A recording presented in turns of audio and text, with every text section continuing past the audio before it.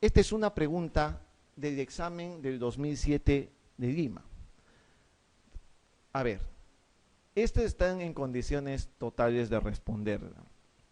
Si la responden bien, siéntanse orgullosos que van por buen camino. A ver, doctora, ¿qué le parece esta pregunta?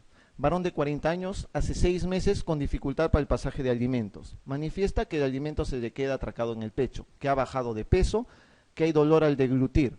Ojo, ¿ah? Antecedente de 2 episodios de neumonía. ¿Cuál es el diagnóstico más probable?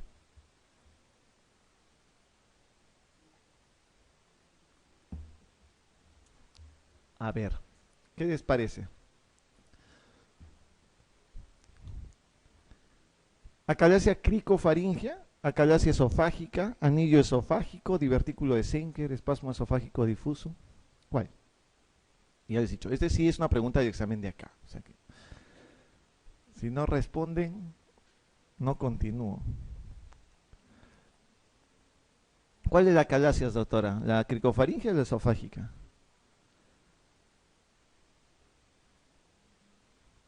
¿Cuál es vuestra duda?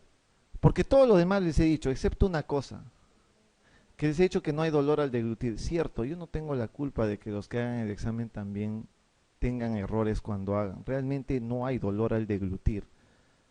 O sea, el dolor a la deglución es odino, no hay realmente dolor al deglutir. Es probable que el dolor sea más inferior. ¿Hay dolor torácico? Sí, hay dolor torácico. El dolor para pasar no es algo que sea característico. Lo que sí es totalmente característico es esto, que el alimento se queda atracado en el pecho y que ha bajado de peso. Y hay episodios de neumonía. Si hay regurgitación es porque hay aspiración bronquial. La calasia cricofaringea, doctores, es una calasia que se produce en la parte superior, pero no habría en ningún momento que el alimento se le quede en el pecho, porque el problema es alto. No tendría por qué ocasionar eso. La calasia esofágica es lo que más cuadra dentro de estos diagnósticos. El anillo esofágico, todavía no hemos hablado de anillos esofágicos. Ahora van a ver de qué se trata los anillos esofágicos. El divertículo de Senker, tampoco. El divertículo de Senker también es una patología alta. Se los voy a mostrar en un momento cuando hablemos de divertículo de Senker. Y el espasmo esofágico difuso, doctores, puede presentar dolor, puede presentar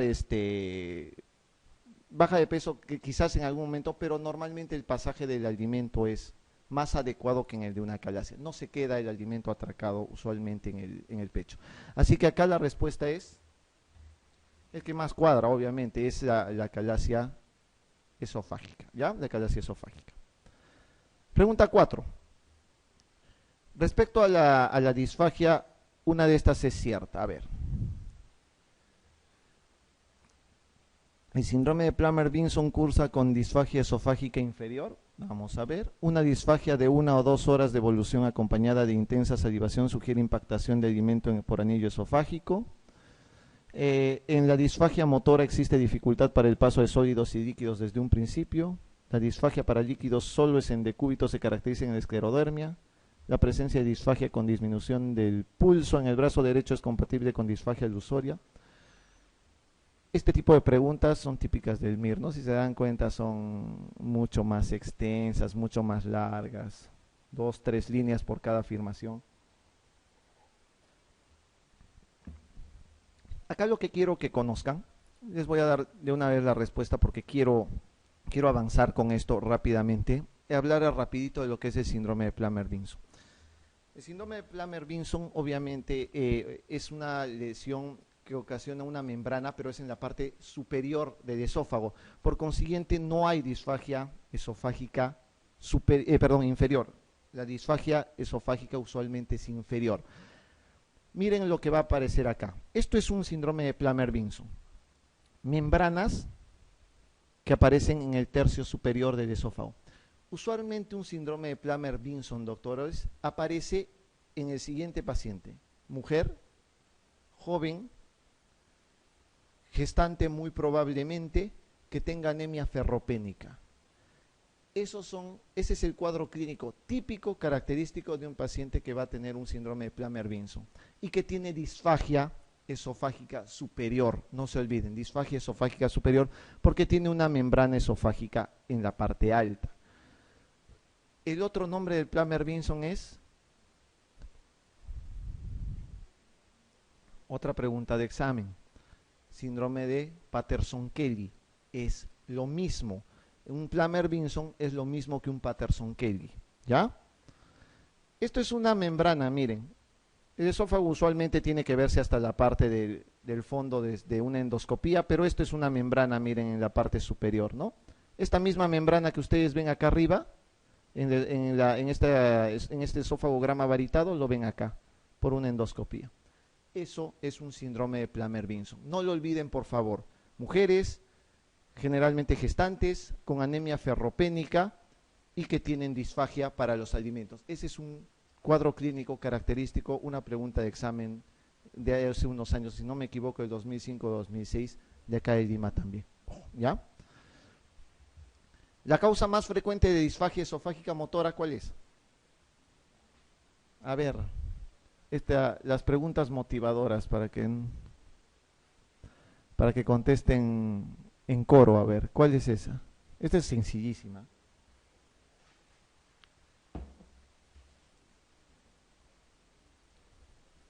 ¿Cuál es? ¿Cuál es la disfagia esofágica motora más frecuente? La causa más frecuente. ¿Tienen dudas todavía? No creo que tengan dudas en eso, sí. A ver, en coro, griten. Griten que los están grabando. Griten, esto voy a pasarlo al turno de la mañana, recuerden, grabado. Griten, griten, ¿cuál es la respuesta? ¿Neuropatía periférica? No. ¿Idiopática? Por favor, eso jamás. ¿Acalasia secundaria es frecuente? Eso no es pues de la parte motora jamás. El trastorno esofágico motor está cantado, tiene acalasia, espasmo esofágico, ni siquiera les especifica cuál. Esa es la respuesta, ¿no? Obviamente esa es la causa más frecuente de disfagia esofágica motora. Pregunta 6. En la acalasia se suele encontrar lo siguiente, excepto, a ver, doctores. Ya les he hablado de acalasia hasta el aburrimiento. Ya creo que esta pregunta la pueden responder tranquilamente. ¿Qué es lo que pueden encontrar? Excepto, dice acá, hay una que no se puede encontrar. ¿Cuál es? A ver, si me han entendido. Ausencia de burbuja de aire gástrico en la radiografía de tórax. No saben, no opinan. Ok, sigamos. Presión intraesofágica superior a la atmosférica. ¿Sí? ¿No? Siguen dudando. Ok. Siguiente. Sensación de ardor retroesternal postprandial. ¿Eso hay o no hay? ¿Hay o no hay? ¿No hay? ¿Hay o no hay? Les he dicho que no hay reflujo gastroesofágico. No hay reflujo gastroesofágico, por consiguiente no hay pirosis, por consiguiente no hay ardor retroesternal. ¿Puede producir dolor? Sí, puede haber dolor. ¿De acuerdo? Puede haber dolor, pero usualmente no hay ardor retroesternal. ¿Hay contracciones simultáneas y de poca amplitud? Sí, ¿no es cierto? Las contracciones alteradas es típico de la acalasia. Disminución neuronal de los plexos mesentéricos, no es mientéricos, que decir esto, disculpen el error. Disminución neuronal de los plexos mientéricos, eso también es una alternativa verdadera. Recuerden una cosa, recuerden que el paciente con acalasia tiene hipertonía del esfínter esofágico inferior, por consiguiente la burbuja de aire en el estómago usualmente está ausente, ¿ya? Suele pasar eso porque no hay mucho aire, ¿no? Entonces suele pasar eso. Y la presión intraesofágica obviamente está alterada, esa es una característica manométrica, entonces no olviden por favor ese detalle. Lo que no hay es ardor retroesternal porque no hay pirosis. Ok, pregunta 7. Una regalada, a ver. Un patrón de la manometría esofágica que muestre un aumento de presión basal del esfínter esofágico inferior, junto a disminución o ausencia de la relajación con la declusión, sugiere que acalasia. Muy bien, doctores. Creo que ya puedo pasar de tema entonces a acalasia. 8. ¿Cuál es el tratamiento más efectivo y seguro a largo plazo para pacientes con acalasia? ¿Cuál era? ¿Cirugía, nitroglicerina, bloqueantes, dilatación neumática o dilatación hidráulica? Cirugía, esófago, miotomía de Heder. Muy bien, doctores, están hechos unos tromes, entonces no olviden la esófago, miotomía de Heder. Vamos a hablar rapidito de espasmo esofágico difuso para que aprendan a diferenciar solamente esto de la acalasia. Doctores, la acalasia y el espasmo esofágico difuso pertenecen al mismo grupo de trastornos motores, pero no son lo mismo. El trastorno es también en el músculo liso esofágico, pero recuerden que eso puede pasar en los 2/3 inferiores de esófago. No es una alteración del esfínter esofágico inferior, eso es en la acalasia. La alteración en el espasmo esofágico difuso es en el músculo liso esofágico, por consiguiente será en los 2/3 inferiores del esófago. ¿Qué es lo que va a pasar? Va a haber contracciones espontáneas, simultáneas, amplias y duraderas. Típico, doctores, si hay muchas contracciones, eso será un espasmo esofágico difuso. La etiología, ya les he dicho, suele ser la misma, suele ser desconocida y siguen habiendo hipótesis, pero en la mayoría de trastornos motores siempre la etiología es desconocida. Algo que sí es típico y pueden preguntarle en el examen es que se asocia esto a colagenopatías, se asocia a reflujo. Doctores, no se olviden, les he dicho que acalasia no se asocia a reflujo, espasmo esofágico sí, ¿ya? Esa es una diferencia importante. Puede asociarse también a diabetes y a otros tipos de esofagitis. Clínicamente, si el espasmo es marcado en los 2/3 inferiores de esófago, porque contracción, contracción, contracción, pura contracción, ¿qué va a haber? Dolor. Es lo típico que van a encontrar, dolor retroesternal. ¿Puede haber disfagia? Claro, las contracciones son tan alteradas que puede haber disfagia, pero no es lo más frecuente. Doctores, no hay regurgitación, no hay pirosis. En este caso, el problema básicamente es un problema de contracciones prácticamente alteradas en los 2/3 inferiores de esófago. No regurgitación, no pirosis. ¿Puede asociarse a reflujo? Sí. Si se asocia a reflujo, puede haber pirosis, pero usualmente no hay regurgitación ni pirosis. Eso es lo usual, ¿ya? Eso es lo usual. El diagnóstico, estamos en lo mismo, seguimos con lo mismo. El diagnóstico no es endoscopía, y eso es en lo que suelen caer muchas veces. Se hace un esofagograma con vario y se hace manometría esofágica. Esos son los goles estándar, básicamente. Y esta es la imagen típica de un espasmo esofágico difuso. Es lo que conocen ustedes como esófago en sacacorcho. Contracciones múltiples, simultáneas, amplias y duraderas dan esta imagen en la radiografía de esófago varietal. Eso es, a diferencia del pico de pájaro o la punta de lápiz que aparece en la acalasia. Doctores, esto es lo que pueden encontrar en la manometría. Ojo, diferencia fundamental con la acalasia en la manometría. En la manometría el tono del esfínter esofágico inferior está hipertónico, porque esa es la alteración principal. En el espasmo esofágico difuso es normal, es absolutamente normal. Por eso es que muchas veces no hay regurgitación ni pirosis. Comienzan a veces en el tercio inferior, pero la mayoría hay contracciones características, ¿no? En más del 20% de las degluciones. Hay contracciones amplias, duraderas y simultáneas. Eso es lo típico que se ve en una manometría. El tratamiento, doctores, de esto es muy semejante al de la acalasia, muy, muy semejante al de la acalasia. No se hace miotomía de Heller, porque la miotomía de Heller es para acalasia. Se hace una miotomía que no es de Heller, es un corte que se hace miotomía, porque miotomía es solamente corte de músculo, pero no es la de Heller. La de Heller es solo para acalasia. Se puede dar calcio antagonistas, diltiazem, isosorbide, todo lo que produzca relajación de musculatura lisa esofágica, ¿no? Por eso el tratamiento es semejante al de la acalasia. A ver, doctores, respondan esa pregunta. En el espasmo esofágico difuso es falso. ¿Qué? ¿Se acompaña de dolor retroesternal? ¿Es verdadero o falso? Verdadero, ¿no es cierto? En la manometría esofágica puede visualizarse contracciones repetitivas y simultáneas en el tercio inferior del esófago.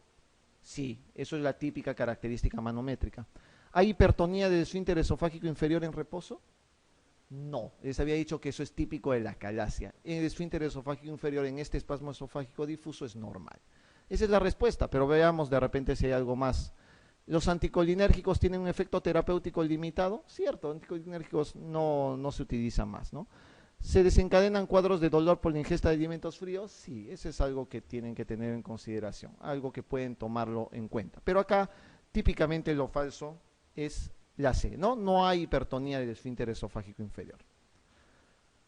Ok, ya saben muy bien ahora lo que es trastornos motores. Vamos a algo que es bastante más común en nuestro medio, que es la esofagitis cáustica. Típicamente cuando hay intentos de suicidio, recuerden que es una pregunta típica de psiquiatría, ¿qué género es el que más intenta suicidarse? Las mujeres. ¿Quiénes son los que más éxitos tienen para suicidarse? Los varones, ¿no es cierto? Es una pregunta recontra típica en psiquiatría. Las mujeres intentan pero no pueden. Los varones cuando lo hacen sí son contundentes con sus suicidios, eso es la mayoría de los casos, ¿no? Entonces, esa es una pregunta típica de psiquiatría y sí ténganlo bien en cuenta. Entonces, algo con lo que usualmente las mujeres intentan suicidarse típicamente es tomando lejía o ácido muriático. Entonces dicen, mi esposo me ha abandonado, mi enamorado me ha engañado y se compran caotrines, se compran, no sé, lejía y ponen 2 gotas de lejía en su vaso, medio litro de gaseosa y se lo toman, ¿no? Intento de suicidio, pero sin embargo no hay nada. Las más avesadas sí mezclan 1 con 2, o sea, mismo pisco, 1, 2 más 3 de agua, entonces ya es un poquito más contundente eso. Entonces, mientras más cantidad obviamente de sustancia activa hay, más lesión esofágica va a producir. Y eso es lo típico que hay. La etiología suele ser accidental o suele ser suicida. Y la accidental típica que van a encontrar en los hospitales son pacientes que vienen borrachitos, ¿no? Que entran a su casa completamente ebrios, gritando su comida, no hay comida, vienen con una sed del diablo, no hay nada en la refri, van, buscan en la parte de abajo de la cena y dicen Inca Cola, adentro y es medio litro de ácido muriático lo que entra, ¿no? Y no se dan cuenta hasta que degluten, en serio, y eso es típico lo que encuentran en los hospitales, típico y accidental, o los niños que toman esto también, ¿no? Cuando están jugando y tienen cerca lejía o ácido muriático. Entonces, esos son los tipos de esofagitis que hay usualmente por cáusticos. La causa más frecuente suelen ser por ácidos o álcalis. Lo más típico es ácido clorhídrico o el ácido muriático. Si hay más plata, ácido sulfúrico. No es muy caro el ácido sulfúrico para suicidarse. En los álcalis lo típico es lejía, pero también se puede producir una lesión básicamente por amoníaco. Pero básicamente es lejía. ¿Cuál es más corrosivo? ¿El ácido o el álcali? El álcali, o sea, la lejía definitivamente es mucho más corrosiva que el ácido. Y eso es lo que van a ver usualmente en las preguntas. ¿Cuál es más corrosivo? Y el álcali es mucho más corrosivo porque produce una necrosis por licuefacción, a diferencia del ácido que produce una necrosis por coagulación. Mucha atención a eso. Como este produce licuefacción, la penetración es mucho más profunda usualmente, ¿no? Existe fases, ¿no? Una fase aguda que dura 4 días, la subaguda de 4 a 15 días y esto cicatriza recién a la 3ª o 4ª semana. Si realmente no hay un éxito de suicidio con un álcali, definitivamente la secuela que deja es terrible. Es terrible, terrible. Es muy, muy feo lo que queda posterior a la secuela de una paciente que tiene esofagitis por álcalis. Usualmente tienen estenosis marcadas, ya no pueden deglutir bien los alimentos, tienen que estar dilatándoles cada mes para que puedan deglutir los alimentos, muchas terminan en gastrostomía quirúrgicamente, o sea, realmente acaban muy mal. La zona más afectada del tracto gastrointestinal en esofagitis cáustica por álcalis es esófago, ¿ya? Y curiosamente, la parte más afectada del tracto gastrointestinal con esofagitis cáustica por ácidos es estómago. Eso no quiere decir que no se afecte esófago, sí se afecta también, pero lo más afectado usualmente es estómago con ácidos y esófago con álcalis, ¿ya? Obviamente en los ácidos se afecta menos las capas profundas, por eso es mucho más peligroso tomar álcalis que ácidos en este caso. Los síntomas varían mucho, ya les he dicho, de la cantidad de sustancia que se ingiera, ¿no? Usualmente lo típico es que haya dolor torácico. Si hay ya perforación, puede aparecer enfisema subcutáneo, ¿no? En la parte del cuello, sobre todo en la parte superior del tórax. Obviamente, si el paciente tiene perforado, se puede chocar incluso. Una cosa que típicamente van a presentar las pacientes que tienen esofagitis cáustica es disnea, ronquera, básicamente por la lesión que produce en la parte superior de las cuerdas vocales, la ronquera y el estridor.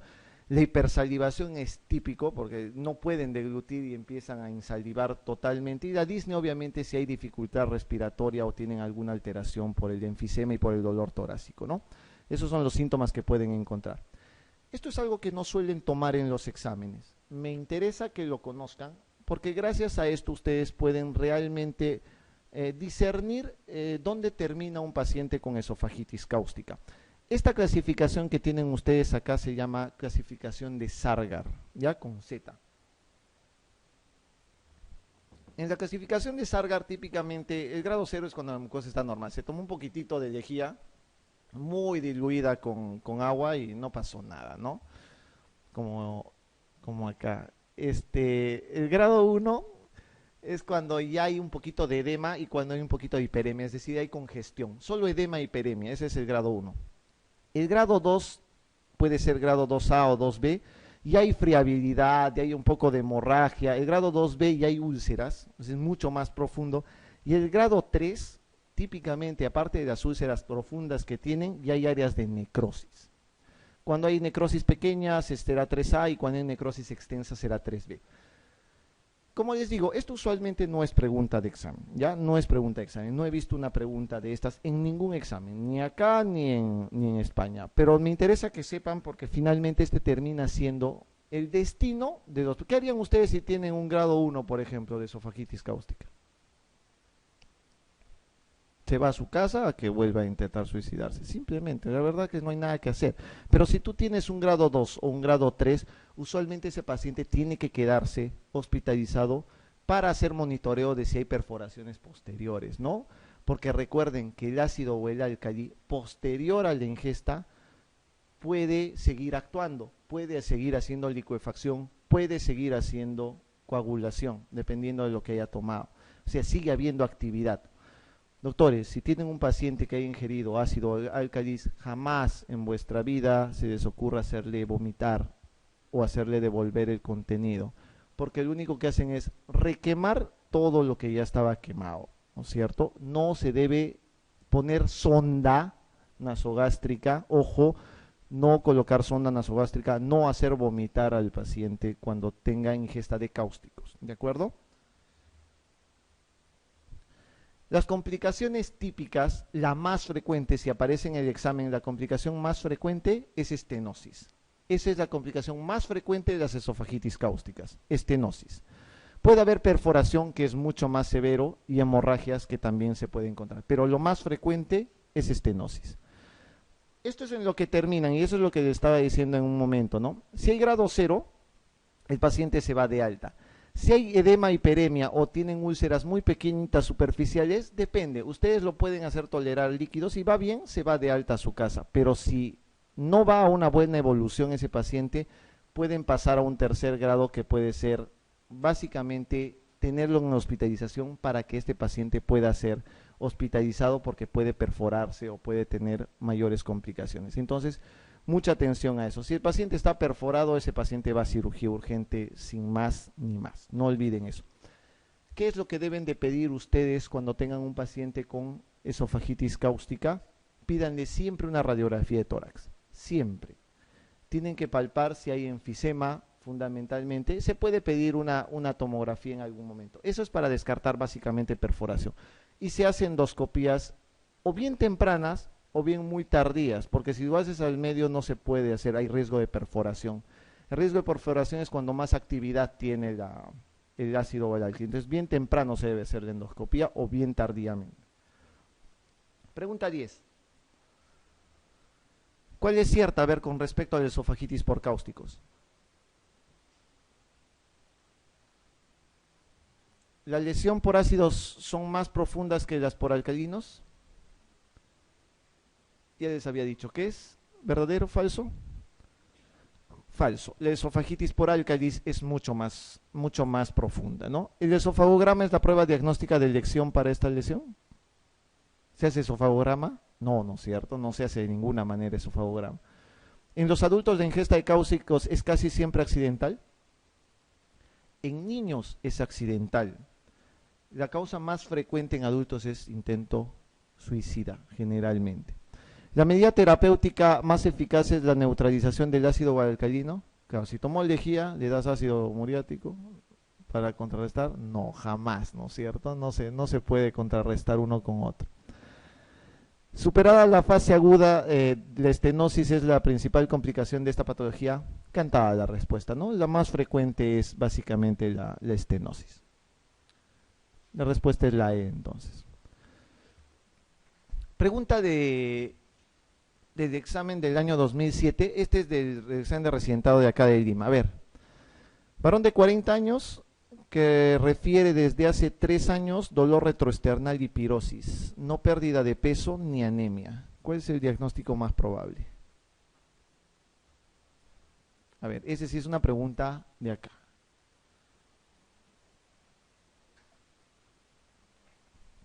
Del examen de San Marcos. A ver. 40 años, 3 años con dolor retroesternal y pirosis. No pérdida de peso, no anemia. Tiene cáncer, tiene dispepsia, tiene gastritis, tiene reflujo, tiene úlcera.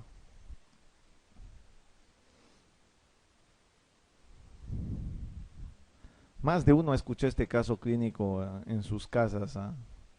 Más de uno tiene estos síntomas usualmente. ¿Qué les parece? A ver. ¿Ya?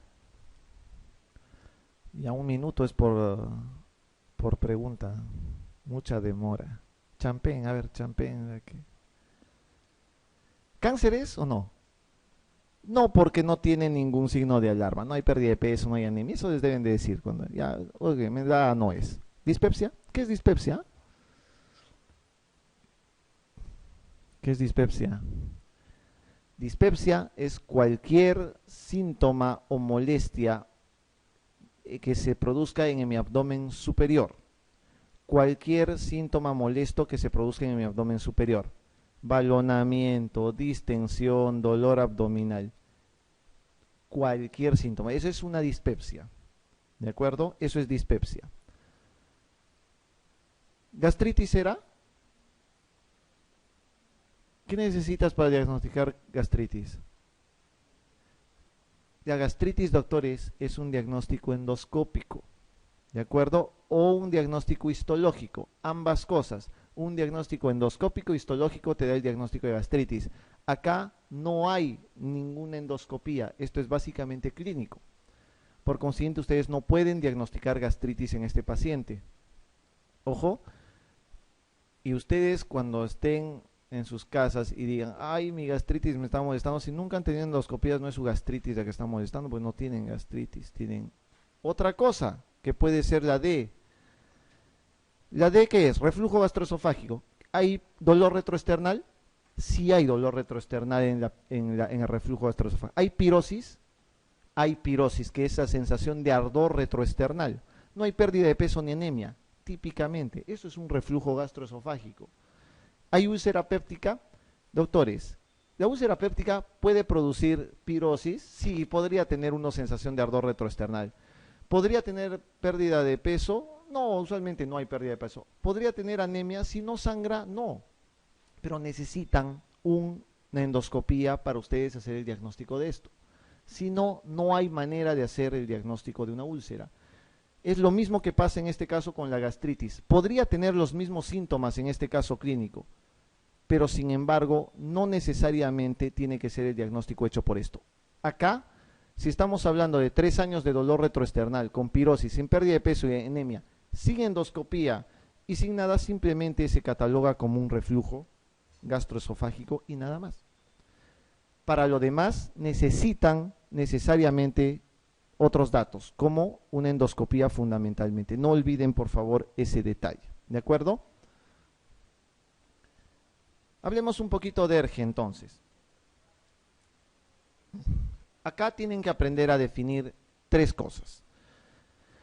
Ya les había mencionado en un momento diferenciar reflujo de regurgitación. Reflujo es el paso del contenido gástrico hacia la parte del esófago, ¿no? Puede ser gástrico, puede ser intestinal al esófago. Eso es un reflujo gastroesofágico.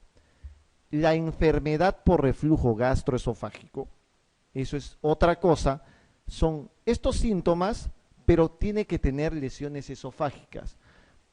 Si ustedes tienen pirosis, ardor retroesternal, lo que pueden tener es un reflujo gastroesofágico. Si ustedes se hacen una endoscopía y se encuentran esofagitis o lesiones esofágicas, tendrán una enfermedad por reflujo gastroesofágica.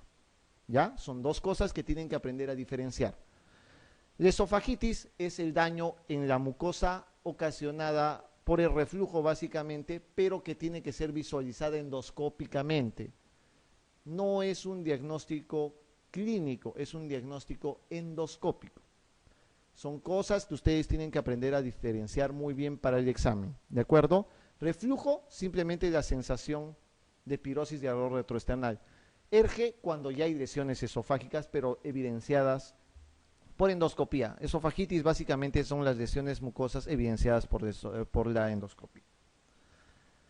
No olviden eso entonces. Ocasiona síntomas molestos fundamentalmente, ¿no? Cualquier alteración que haya en la región cardial y que sea el ácido el que llegue al esófago puede ocasionar eso. Los dos síntomas principales, doctores, típicamente son pirosis y ardor retroesternal. Puede haber dolor también. Fisiopatológicamente, obviamente, lo único que tengo que mencionar acá es que existen factores protectores y factores que pueden aumentar o precipitar el reflujo. Lo que normalmente protege suele ser la barrera mucosa, el mucus que hay en la parte esofágica. ¿Y qué cosa es lo que produce realmente el ardor retroesternal o el reflujo? El propio ácido, la bilis misma puede producir esofagitis, síntomas de reflujo, y eso es fundamentalmente. Cuando eso es mayor que la parte defensiva, que son básicamente la parte mucosa y el aclaramiento, se produce reflujo gastroesofágico. Esto sí es bien importante. Esto van a encontrar mucho ustedes en pacientes en su vida diaria. Lo típico, los síntomas típicos son pirosis y regurgitación. Esa es la pregunta del examen, ¿recuerda? Esa es la pregunta del examen. O sea, no hay más dudas ahí. No deberían dudar sabiendo que hay pirosis y regurgitación ácida. Pero hay síntomas atípicos, cosas que normalmente pueden confundirlo. Y lo típico es el dolor torácico. Doctores, pregunta de examen para la parte de cardio. ¿Cuál es la causa más frecuente de dolor torácico no cardiogénico? Y la respuesta es reflujo gastroesofágico. ¿De acuerdo? Hay pacientes que creen que están muriendo con un infarto y les aprieta el pecho y están, me estoy infartando, y simplemente tienen un reflujo gastroesofágico. Obviamente, si esto no dura más de 30 minutos, la sensación es opresiva con elevación de CPK-MB, etcétera, en ese caso ya pues estamos hablando de un infarto. Pero la causa más frecuente de dolor torácico no cardiogénico típicamente es el reflujo gastroesofágico. Puede haber eructos, náuseas, puede haber disfagia, ojo que sí puede haber disfagia en reflujo, pero es algo atípico, puede haber llenura precoz y dolor epigástrico, también puede haber y es atípico eso. Ya lo típico, pirosis y regurgitación. Doctores, otra pregunta en la que suelen caer redonditos, y siempre caen, hasta el aburrimiento caen con eso. ¿Cómo se hace el diagnóstico de un reflujo gastroesofágico? ¿Se hace por endoscopía? No, no es el diagnóstico endoscópico. La endoscopía solo sirve para ver qué puede estar ocasionando el reflujo y para ver si hay esofagitis o no. ¿De acuerdo? ¿Por qué? Porque usualmente hasta el 50 o 70% de personas con reflujo tienen otra vez endoscopía normal. ¿De acuerdo?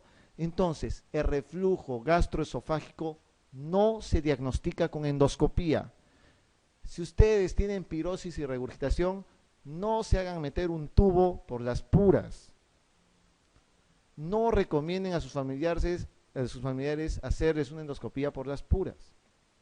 sean más clínicos, sean más académicos con eso. No todo ardor y pirosis tiene que ir a una endoscopía. Ojo, eso es muy importante. Tengan en consideración que la endoscopía lo que hace es detectar daños de mucosa. Detecta el daño, detecta si hay esofagitis, pero usualmente en un reflujo 50-70% están normales. Usualmente están normales, ¿no? Depende mucho del endoscopista que ya, si el endoscopista les dice que tiene pues esofagitis, ustedes van a creer que tiene esofagitis, nadie le va a discutir al endoscopista eso. Esto es una causa de reflujo muy frecuente, por ejemplo. Esto es lo normal. Esófago, estómago, y así debe estar el esfínter esofágico inferior, bien cerradito. Bien cerradito. El endoscopio pasa casi calzando perfectamente y cuando uno mira de atrás para adelante, así debe estar el esfínter esofágico inferior, bien cerradito. Eso es un esfínter esofágico inferior competente. Ahí no hay reflujo, ahí no hay molestia, eso está normal. Pero en este caso hay una hernia, miren, cuando se desliza el esófago, perdón, los pliegues del estómago dentro de la cavidad esofágica. Y miren cómo se ve. Esto es una hernia hiatal. Esto es otra cosa que más de uno de ustedes tiene. Y no necesariamente tiene que ser quirúrgico. No toda hernia hiatal se opera. Por favor, eso es otra cosa que tienen que tener en consideración. Y tienen que considerarlo también para el examen. No todas las hernias hiatales se operan. Hay hernias hiatales pequeñas cuyo simplemente es manejo médico, es decir, no van a curar la hernia, pero simplemente tienen que manejarlo si hay síntomas nada más. Obviamente, ¿cuándo se opera una hernia? Cuando este es muy grande, cuando produzca muchas lesiones, cuando produzca síntomas extraintestinales, que es lo que les voy a mostrar en un momento. Entonces, no toda hernia va a ser operada, ¿de acuerdo? Otro error que usualmente suelen cometer, y en el examen van a encontrar, el tratamiento de una hernia hiatal es quirúrgico, tos hernia, sí, malla incluso, ¿qué cosa pondrán? No, marcan, eso es correcto, no es correcto. Una hernia hiatal no siempre es quirúrgica, no siempre, ¿no? Lo usual es que no sea quirúrgica, eso es lo que tienen que tomar en consideración. Doctores, esto es muy nuevo, y esto es algo que deben de conocer los que van a hacer neumo, los que van a hacer otorrino, usualmente van a ver esto frecuentemente. Los síntomas esofágicos ustedes ya los conocen, se los he mencionado hasta el cansancio. Existen síntomas o síndromes extraesofágicos que pueden ser ocasionados por un reflujo. Por ejemplo, está bien demostrado que hay un síndrome de tos por reflujo. Hay personas que tosen crónicamente, tos, mientras no tenga tuberculosis, obviamente, que es lo primero que deben descartar en tos más de 15 días, tienen que descartarle reflujo. Hay tos crónica. Hay pacientes que tienen laringitis crónica. Crónicamente hacen laringitis, se zampan antibióticos, se zampan antiinflamatorios, porque siempre tienen laringitis. Le das un tratamiento para reflujo y se curan, pero es una de las cosas que deben descartar. Hay asma por reflujo, en niños sobre todo. Hay niños que dicen, mijito tiene asma. Y lo nebulizan y lo renebulizan 2-3 veces por mes, 2-3 veces por año, etcétera, etcétera. Denle de repente un tratamiento como omeprazol simplemente y ese paciente va a mejorar. Hay asma por reflujo también. Entonces, hay erosiones dentales típicas y eso también es ocasionado por reflujo. Doctores, todo eso está totalmente consensado y demostrado que existe.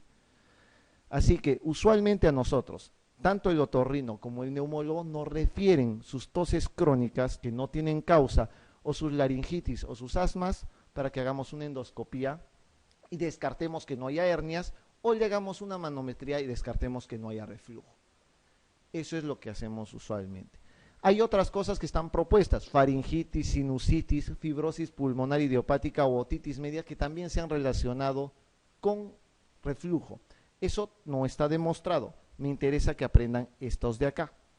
Pero ya tengan en consideración que lo de acá puede aparecer en algún examen, por ahí a alguien se le quiera ocurrir tomarles, ¿ya?